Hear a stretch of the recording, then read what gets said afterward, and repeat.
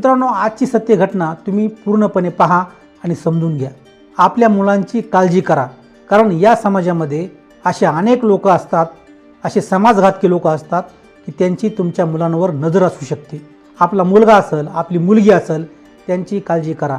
कारण शेवटी आपण जी मेहनत करतो, आपण जे पैसा कमवतो तो फक्त आपल्या मुलांसाठीच. आणि आपली मुलांना काय झालं, आपली मुलं जर सुरक्षित नसतील तर त्यावेळेस मात्र मग आपण जो पैसा कमवतोय त्या पैशाला काय किंमत आहे. त्यामुळे आजचा हा सगळा व्हिडिओ तुम्ही पहा, पूर्णपणे व्हिडिओ पहा. व्हिडिओ पाहिल्यानंतर नक्कीच तुम्ही तुमच्या मुलांच्या बाबतीमध्ये काळजी कराल, जास्त अलर्ट राहाल, त्यांच्यावर जास्त तुम्ही लक्ष द्याल आणि ते आजच्या काळात फार अत्यंत गरजेचं आहे. एक गरीब मजूर महिला पोलीस स्टेशनला जाते. पोलीस स्टेशनला गेल्यानंतर ती रडायला लागते. ज्यावेळेस ती रडायला लागते त्यावेळेस पोलिसांना समजत नाही नेमकं काय झाले. पोलीस तिला विचारतात की ताई तुम्ही का रडत आहात. त्यावेळेस ती महिला सांगते की माझी 13 वर्षाची मुलगी गेल्या 4 ते 5 दिवसापासून गायब आहे आणि तिला आम्ही पाहतोय, सगळीकडे शोधलं, परंतु ती कुठेही सापडत नाही. ज्यावेळेस ही गोष्ट पोलिसांना समजते, पोलिसही हरकतीमध्ये येतात. त्यांना या घटनेचं गांभीर्य समजतं आणि मग पोलीस या प्रकरणाची तपासणी करायला लागतात. पोलिसांचे जे काही खबरी आहे त्या खबऱ्यांना बातमी पोहोचवली जाते. खबरी कामाला लागतात, पोलिसही कामाला लागतात आणि शोधण्याची प्रक्रिया सुरू होते की नेमकी ही मुलगी कुठं आहे. त्यावेळेस पोलिसांना इनपुट मिळतं की एका हॉटेलमध्ये ती मुलगी आहे. मग माहिती मिळाल्याच्यानंतर एक पोलीस साध्या पोशाखामध्ये त्या हॉटेलमध्ये जातो आणि त्या हॉटेलमध्ये तो गिराहिक म्हणून जातो. कारण पोलिसांना मिळालेल्या माहितीनुसार या हॉटेलमध्ये वेश्या व्यवसायासारखं काम चालू होतं.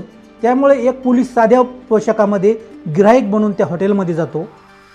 तो साध्या वेशातील पोलीस ज्यावेळेस हॉटेलमध्ये जातो त्यावेळेस तो तिथल्या व्यक्तीला सांगतो की मला एक कमी वयाची मुलगी पाहिजे.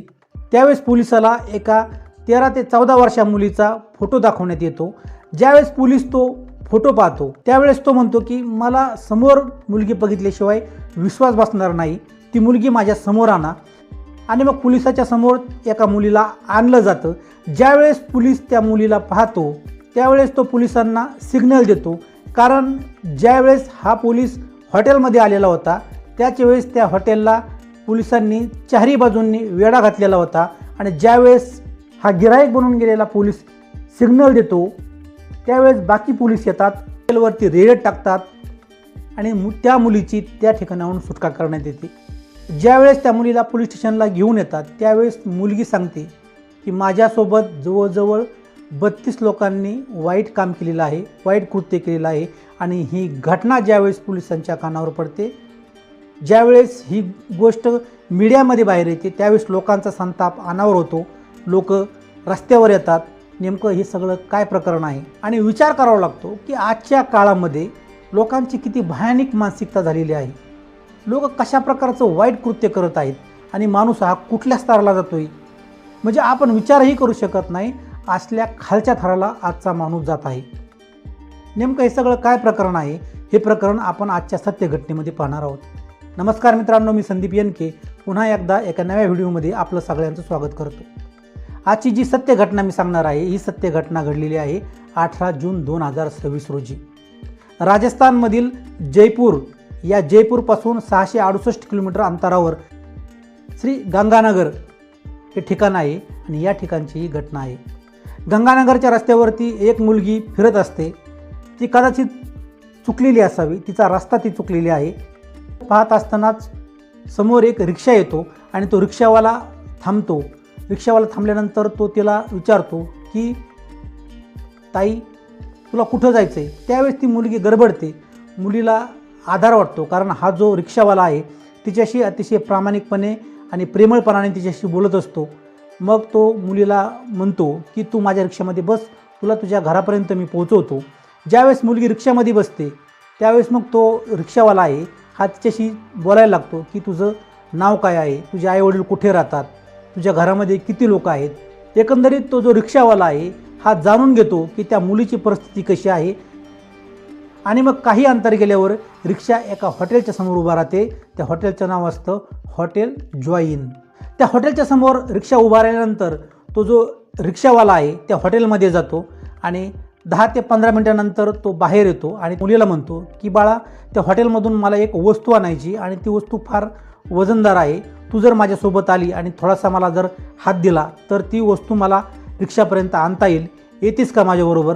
आणि त्या मुलीलाही वाटतं की हे आपल्याला एवढी मदत करत आहेत तर या रिक्षावाल्याला मदत करायला काही अडचण नाही. आणि मुलगी त्या रिक्षावाल्यासोबत त्या हॉटेलमध्ये जाते आणि जशी ती मुलगी त्या हॉटेलमध्ये जाते तो जो रिक्षावाला आहे हा हळूच त्या हॉटेलमधून बाहेर येतो आणि हॉटेलच्या एका रूममध्ये त्या मुलीला बंद करण्यात येतं. त्यानंतर एक ग्राहक म्हणून एक व्यक्ती त्या मुलीच्या समोर येतो. त्या मुलीसोबत तो वाईट कृत्य करायला लागतो. ती मुलगी ओरडते, रडते, मदतीसाठी ती आक्रोश करते, परंतु तिच्या मदतीला कोणीही येत नाही. ती मुलगी जास्त ओरडायला लागते. त्यावेळेस मग हा जो ग्राहक आहे तो तिला धमकावतो की जर तू अशीच ओरडत राहिली तर मी तुझा जीव घेईल, तुझा खून करील. आणि मुलगी घाबरते, कारण 13 वर्षाची मुलगी म्हणजे अतिशय कोवळी मुलगी जी अजून पूर्ण वयात आलेली नाही, तिला अजून समाजाची समज नाही. त्यामुळे ती मुलगी घाबरते, ती गप्प बसते. त्यानंतर दुसरं ग्राहक येतं, तिसरं ग्राहक येतं. जवळजवळ 6 लोक तिच्यासोबत वाईट काम करतात, वाईट कृत्य करतात. त्यानंतर त्या मुलीला दुसऱ्या हॉटेलमध्ये हलवण्यात येतं. त्या ठिकाणी तोच प्रकार होतो. असं करता करता 4 ते 5 हॉटेलमध्ये त्या मुलीला फिरवलं जातं. या सगळ्या गोष्टीमध्ये 4 ते 5 दिवस जातात. त्यानंतर त्या मुलीची आई पोलीस स्टेशनला जाते, पोलीस स्टेशनला तक्रार देते आणि ज्यावेळेस पोलीस मग सापळा रचून या हॉटेलवरती धाड टाकतात त्यावेळेस त्या मुलीची सुटका होते. त्यानंतर हॉटेलचा जो मालक आहे एक सेन आणि जो मॅनेजर आहे हरदीप सिंग या दोघांनाही अटक करण्यात येतं.